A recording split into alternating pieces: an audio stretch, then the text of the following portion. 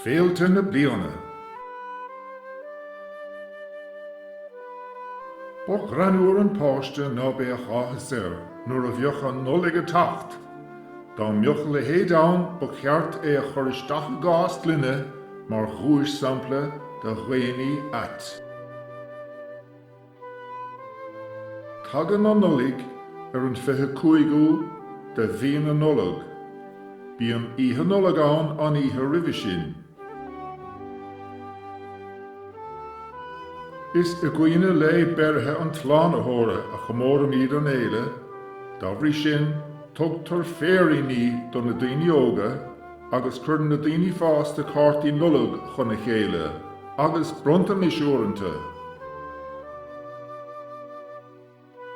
Bíon dinéir mórins gach tígan an ordan leanamhatá tagtha, agus déanann gach bantí íireacht chun cearc rancoch, nó gé, nó sicín a bheith cóirithe, forlíonnta go deas agus róstathe i gcóir an dinéir sin.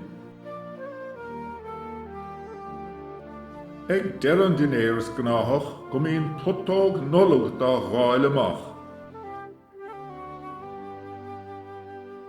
An ihe ribh sin ihe nolog, bíonn na cuinle nolog ar lasa i rinne híthe sa ghailteacht.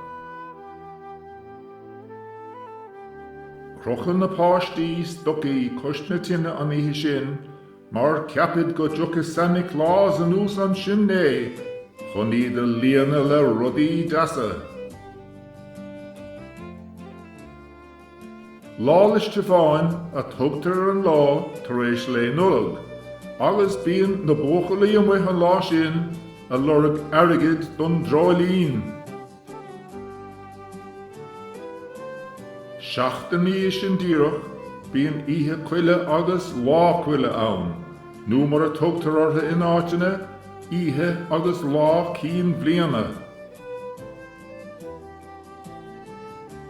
Is gnáth na cuinle nolig a lasa ihe cuile leis, agus bíonn dinéir mór a géan duine gur féidir leis go bháil féin a chustas.